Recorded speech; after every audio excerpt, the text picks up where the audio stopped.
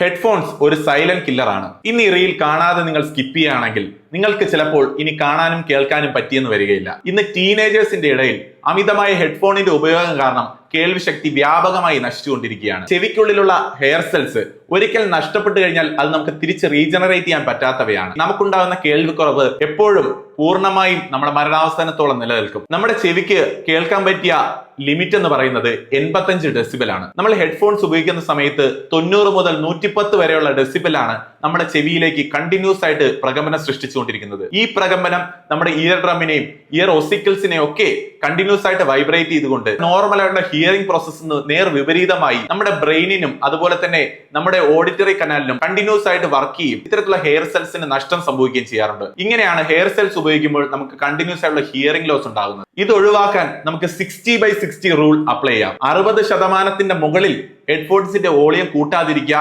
അതുപോലെ തന്നെ കണ്ടിന്യൂസ് 60 മിനിറ്റിൽ മുകളിൽ നമ്മൾ ഹെഡ്ഫോൺസ് യൂസ് ചെയ്യാതിരിക്കുക. നമുക്ക് പരമാവധി പറ്റുന്ന സമയത്തിലൊക്കെ ഓപ്പൺ ഹിയറിംഗ് യൂസ് ചെയ്യുക. നമ്മൾ വീട്ടിലൊക്കെ ആയിരിക്കുന്ന സമയത്ത് ഹെഡ്ഫോൺസ് ഉപയോഗിക്കാതെ നമ്മൾ കേൾക്കാൻ ശ്രമിക്കുക. ഇന്ന് പലപ്പോഴും നമ്മൾ ഹെഡ്സെറ്റിൽ പാട്ട് കേട്ടാണ് കിടന്നുറങ്ങാറ്. എന്നാൽ ഇത്തരത്തിലുള്ള പ്രവണത പൂർണ്ണമായി ഒഴിവാക്കുക. കാരണം ഉറങ്ങുന്ന 7 മുതൽ 8 മണിക്കൂർ സമയം കണ്ടിന്യൂസ് ആയിട്ട് നമ്മൾ ഇയർ ഡ്രമ്മിനെ പ്രകമ്പനം കൊള്ളിച്ചുകൊണ്ടിരുന്ന് ഹെയർ സെൽസ് നശിക്കാനുള്ള ചാൻസ് നമ്മൾ അത് പൂർണ്ണമായിട്ട് ഒഴിവാക്കുക.